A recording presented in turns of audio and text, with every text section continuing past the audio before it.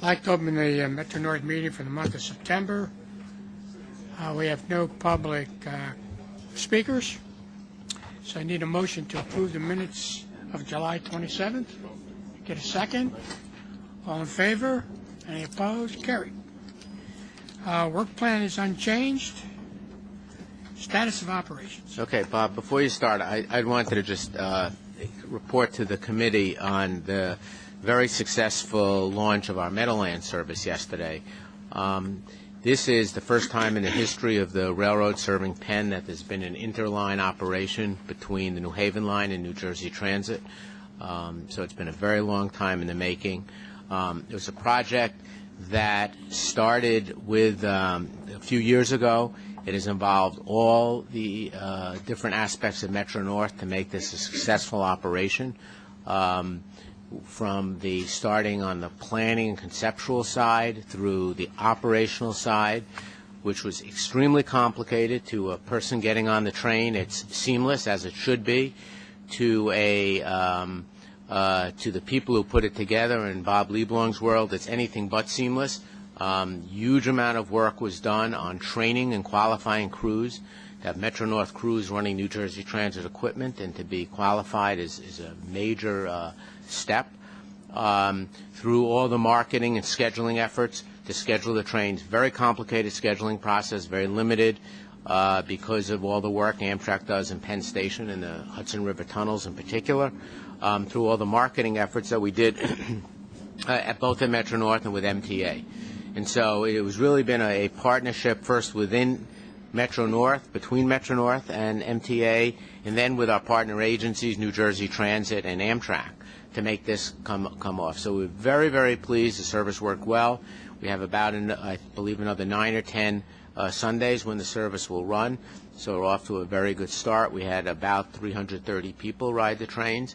We're very pleased. The people were very happy. We got a lot of good press on it. And as we get the word out, we know that that number will start to grow significantly. So I want to report you, it's really a major initiative, and it's one that we've now successfully implemented. Bob? Good morning. The status of the operation is outlined on page 13 in your handbook. In August, we operated at 97.6%, which is our goal, 97.6. Both AM and PM peaks were well above goal, and the off-peak on weekends and weekdays were slightly below goal. We operated below 95% only 3 days throughout the course of the month, and 99.9% of our trips were completed, and 98.5% of our trains operated with a full consist. And we're year-to-date, we're at 97.8%, and month-to-date, we're, I think, at 98.5%. So we've got a good month of September going to continue with the success that we've had to date. West of Hudson, we operated at 95.7%. That was below our goal of 96.2%. The Port Jervis was above goal at 95.5%. But the Pascack Valley was below goal at 95.9. Primary reason for that, the fatality of 824 caused a number of delays. We only ran 79% that day. The MDBF is outlined on page 18 of your handbook. It's good news. For the month, we were at 149,383 against a goal of 105. So that's 3 or 4 months in a row where we have greatly exceeded our goal, and we almost have the year-to-date on track for 105. We're at 101,000 right now, so at the rate we're going, we'll meet that goal year-to-date. And that's it. Any questions? Any questions? Okay. Thank you. Financial report, Kim. Good morning. Both June and July 2009 financial reports are included in your book. These financial results are now being measured against the mid-year forecast that we adopted at the July meeting. For purposes of this discussion today, I will be highlighting just the year-to-date July results that begin on page 41. Year-to-date July, net deficit for non-reimbursable activity is favorable to the mid-year forecast by $13.8 million or 3%. These variances against the mid-year forecast illustrate the following continuing trends. Declines in fare box revenue have been higher than projected. Softening of other operating revenues in the area of advertising have yet to be realized. And spending in all expenditures before non-cash adjustments have been lower than projected for both labor and non-labor categories. More specifically, year-to-date, July revenues was unfavorable by $3.7 million or 1%. A large portion of that is related to fare box revenues being unfavorable by 5.4% or negative 2%. This is indicating that our ridership has further declined by the negative 2% beyond the mid-year forecast projections, which did anticipate that ridership would decline by 4.4% compared to our original 2009 adopted budget. The ridership unfavorability has occurred in all lines. New Haven has been 1.9 negative, Hudson 1.0 negative, and Harlem 1.4 negative compared to the mid-year forecast. In review of these existing trends, we are seeing that the year-to-date June ridership variance was 1%, and it grew to negative 2% in year-to-date of July. So at this point right now, we have yet to see any leveling off, and we'll be anticipating to look if that's occurring in August. On the bright side, other operating revenues are $1.7 million or 8% favorable to the mid-year forecast. And once again, this is due to the fact that earlier projected declines in advertising revenue have yet to occur. We also are receiving higher than projected GCT rental revenues. On the expenditure side, year-to-date July expenditures are favorable to the mid-year forecast by 8.2 million or 2%. There's a combination of real variances, such as lower projected net straight time and overtime spending after coverage for vacancies and vacation coverage and holiday coverage. Also, we continue to see lower than projected traction and propulsion power. On the timing side, we do have lower pension expenditures and lower maintenance and other operating contracts related to delays in the Genesis locomotive work. In summary, year-to-date net cash deficit continues to be favorable by mid-year forecast by $19.6 million, and all the other details are included in your report. I'll be happy to answer any questions. Any questions for Kim? Thanks, Kim. Ridership. Good morning. The ridership report for July is in your book, starting on page 54. I'm just going to go a little bit further and talk about some of the ridership trends we saw in June and July ridership, which we have not talked about since our last meeting. June ridership overall was down 4.8% versus last year. July, that's in the book, was slightly worse than that. It was down 6.4%. Commutation ridership was off 8.2% in July. And non-commutation ridership on one-way 10-trip tickets was off 4% versus last year. In all these categories, 2009 ridership, we've basically gone back to at or slightly above 2007 levels. So these basically show a reversal of all the growth we had seen in 2008, and now we're back to roughly 2007 levels in commutation, non-commutation, and total ridership. As Kim mentioned, we're seeing declines, continue to see declines across all three lines. The Hudson line in July was down 5.6. The Harlem was down 6.5. New Haven was down 6.7. So that's fairly consistent across all three lines. To from New York, commutation, non-commutation are down both between 6 and 7%. The most striking declines we've seen most recently in ridership is intermediate commutation, where we are seeing double-digit declines in commutation ridership. This is for travel neither to or from New York City. We're off 16% in July. These are quite 16% in the month of July compared to 2008. These are, it's a fairly striking number. You can talk about the fact that these are some of the, again, based on demographics, these are some of our lowest income commuters, and they've been particularly hard hit by the downturn in the economy, it would appear, because they're not riding the trains. West of Hudson, July ridership was down 10.9% in the month of July. By line, ridership on the Port Jervis was off 12.3%. In Pascack, which had been the only line that up through May was still growing, now the economic impacts have overwhelmed the impacts of the 2007 fare scheduled improvements, and July ridership there is off 7.2%. So Connecting services, the numbers continue to track with the numbers we're seeing on the train. The Hudson Railing's off 11%, which is fairly consistent with what we're seeing for commutation out of the West Bronx. Haverstraw Ostening's down 16. Newburgh Beacon Ferry off 21. And as we've talked previously, the ferries are getting, I'll say, hit twice, because not only are they losing the people who aren't riding the train, but as parking spots free up, some of the people who use our connecting services see parking spots available and abandon the connecting service, and now they're able to get a permit or a space where they couldn't get one before because of the significant numbers we've seen in loss of ridership up in the Upper Hudson. Any questions? Yeah, let me add, I went to two things. First, when Bob talked about intermediate ridership, the other part of that is one of the places we've been hit very hard has been at Stamford and Greenwich.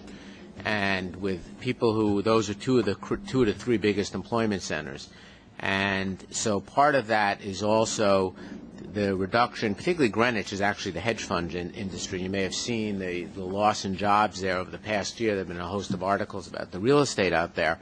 So part of it is that those two places are really getting hit. The other thing is that while we are certainly not happy with these numbers, and they basically brought us back to 2007.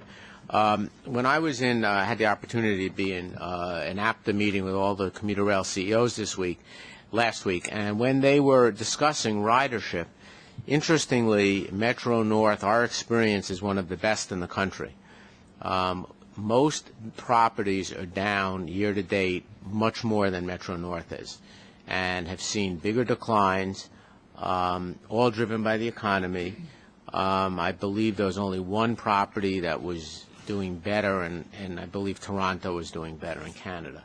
And with that exception, we were really doing, while we're not happy about it, we're actually up at, let's put it, the upper end of, having the smallest declines. So from that standpoint, everybody is seeing it.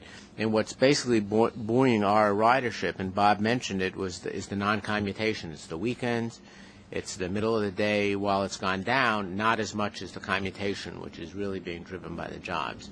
And so that strategy we followed for 20-some-odd years, that's what's helping us at least not go down more. Is New Jersey Transit down? Yeah. Equatable to us on west of Hudson? They were down. They reported greater losses than we were facing. We can get the exact number. I don't know if you have it. Frank, Danny, we'll get that. Yeah.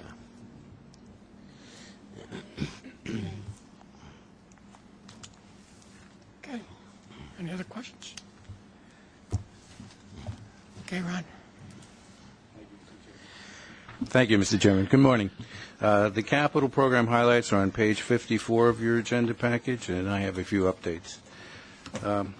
The construction and the construction supervision contracts for Cortlandt parking were awarded last month, and the kickoff meeting was held last week. At 64. At Tarrytown Station, last month on August 17th, we held the governor attended a groundbreaking ceremony for that platform job, and that was also one of our stimulus package awards that we were able to do this summer.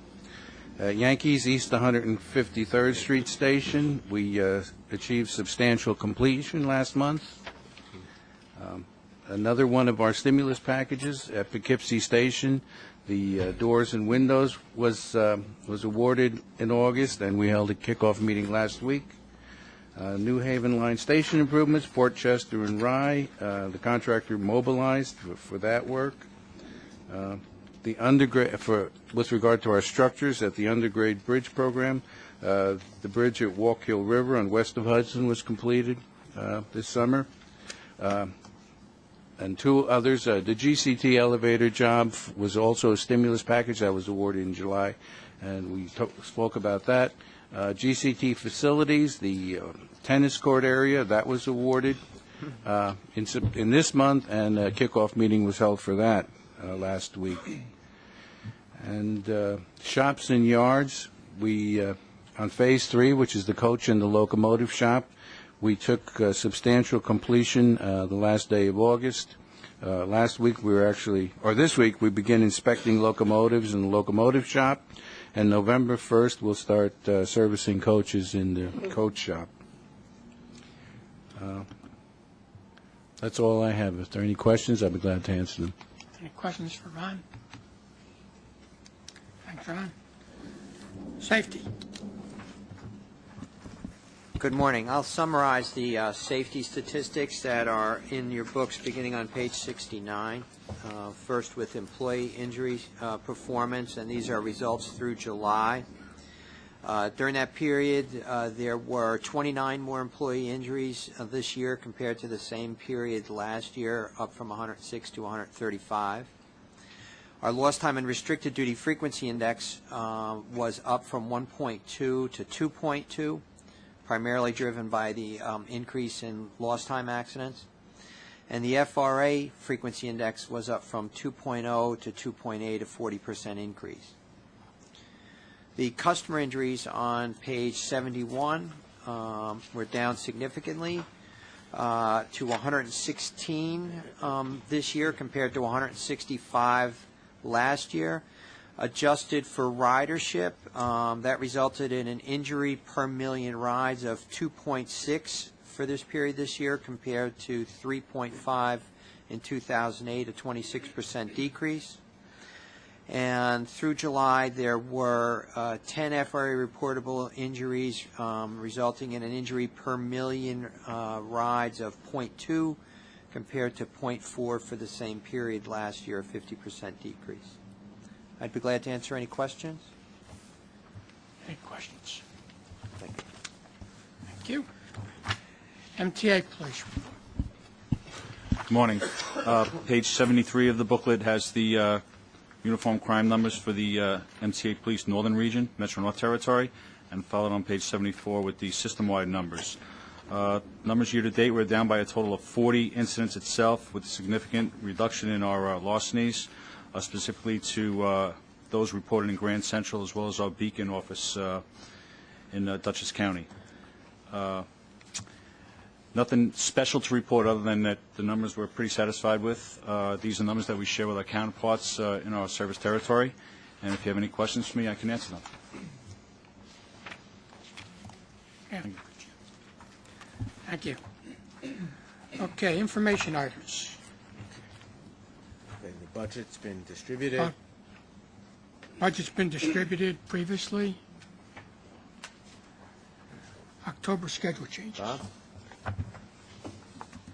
Hi, the memo's in your book. It's very brief, starting on page 75. We're making no service changes this October as part of the budget reductions we had made earlier in the year to hold the line on our budget. Making one minor change to a New Haven line train. We will be making our normal seasonal adjustments for the holidays in November and December, Thanksgiving through Christmas and New Year's. And as we always do, we'll bring you a memo in November that outlines in more detail what those arrangements are going to be. And that's pretty much it. Questions? Any questions? Okay, second quarter HVAC. The fleet review for the second quarter HVAC is on page 77. It reflects that we are at 99.2% compliance versus a goal of 98% for the second quarter. What's not in the book, but which is also important to note, we did a survey from Memorial Day to Labor Day to get the hot summer months, and even there we were at 98.8% for that period versus the goal of 98%. So right now we're doing very well with HVAC. Okay, strategic investments and planning. Yeah. But, well, let me just say we've put in. There's a lot of different information. This is our annual report, and so I think the best thing, if anyone has any questions on any elements in that, we will answer them.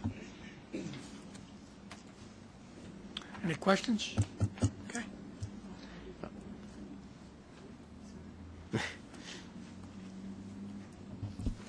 The positive train control, Right. when you're spreading the cost over 2 years, 2 capital plans, does that mean this one and the next one in order to make the 2015?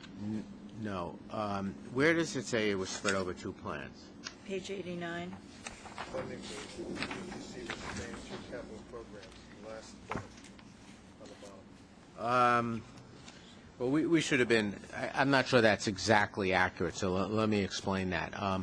There is funding in the plan between the MTA section and safety and security, the Metro North section, and the Long Island section to fund a vast majority of what we think the cost is for PTC, plus the state of Connecticut has a piece. There is if our estimates today hold, there will be a gap of a certain amount. I don't remember the exact amount in the PTC program. And we will then have to figure out what we can do because the deadline is the deadline.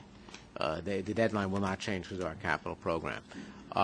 However, this is so preliminary, the estimates, that it may well be that there may not be a gap, or it may be a small number. We simply do not know at this point in time because we're really still very much in the infancy of developing the program. We're actually developing the program. We're still asking for certain exemptions from the FRA. Depending on if we get them or not, that affects the numbers. So it's not, we will, if we are short money, we will have to deal with it within the confines of this 5-year time period. We can't go to the next program. Thanks. That's consistent with my understanding of the capital plan that we're looking at. Now, I should say one other thing, that in the event the deadline changes, then what I just said could change as well. Okay. Proposed 2010-2014 capital program. Yeah, Bob, do you want to highlight this? This is, you may want to highlight just what's in it for a minute for Metro North. This is, obviously, this is very, very important. This is board approval of the next 4-year plan.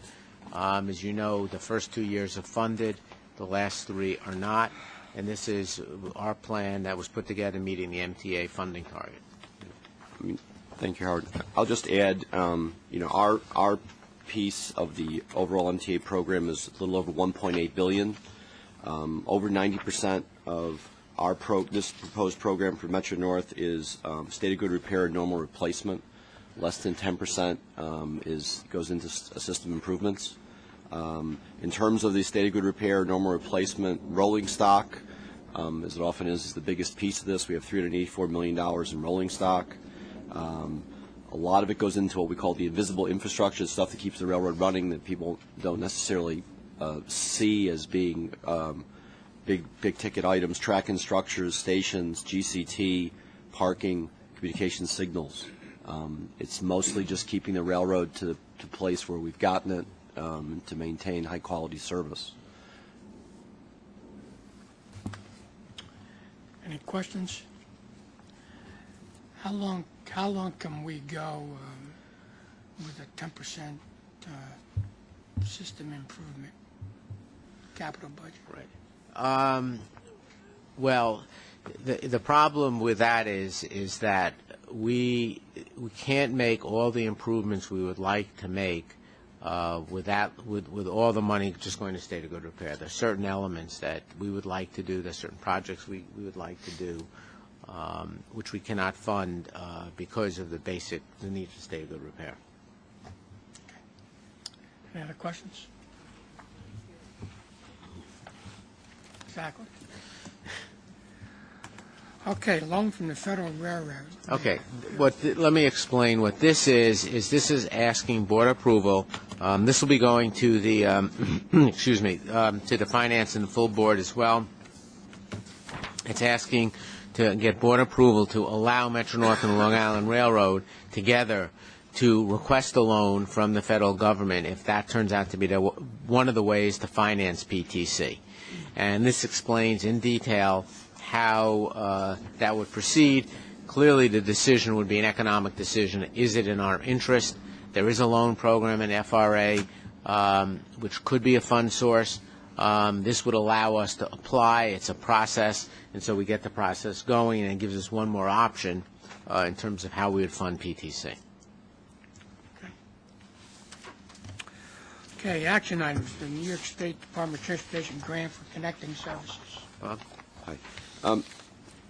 Okay, over the last 15 years, Metro-North has gotten approximately $2 million in CMAQ grants through state DOT to support our efforts with regard to connecting services. That includes the Havis-Rossending Ferry, a variety of marketing and operational activities, as well as our Guaranteed Ride Home program, which we've always viewed as a very positive thing to get people to commit to taking the connecting service, which doesn't necessarily operate midday or late at night if they stay in the city or have to go home early. This action item is for another of those grants for $300,000 in CMAQ funding through state DOT. That'll cover the period from October 1st of this year through September 30th of next year. And as we have in the past, we'll use the money to support our Guaranteed Ride Home program, marketing activities to support and hopefully turn around this downtick we're seeing in ridership, as well as various operating and administrative costs that go with maintaining the landside facilities as well as the operation of the boats and the buses. Any questions? I think we need a motion. Moved. Second? All in favor? Opposed? Carried. Okay, we have 13 procurements for $4,943,054. Can I get a motion and a second, and then we'll have some discussion? Moved. Second? Okay. Okay. Let me start first on the joint procurements. This month we have 2 joint procurements. One is for the Monogram OEM toilet parts for the Long Island Railroad. The other is for the joint railroad planning consultant services between us and the Long Island Railroad. And that is a program, that's a procurement of a not to exceed. It just gives us the ability to use those services. In addition, New York City Transit we're requesting approval for a joint procurement that affects us for cash management and deposit services, and also for custodial security services. So we have three of those. Jim mentioned the total amount. They're fairly standard. Really, the one thing I do want to mention is on the carding contracts, which are extensions. This is not something we can do as a joint procurement. We looked at it with the BSC and with the other properties, but because of the geographic nature that different companies generally are servicing different places, they have different dumping locations, it didn't lend itself to a joint procurement, and so everybody agreed to that. That's why we're extending this for 6 months, and then we'll be going out for our own contract again. This is the old contract. But otherwise, they're pretty straightforward. Any questions? On the joint procurement, do you have any idea how much money we're saving by doing joint procurement as opposed to previous independent purchases? Yeah, we had made an estimate, Don, when we did the OEMs, if you recall. That was a very big one. It was like $300 million or something. It was the procurement. Okay, and we had estimated we were going to save, I think, about 3 or 4% on that one. Is that my, remember? Oh.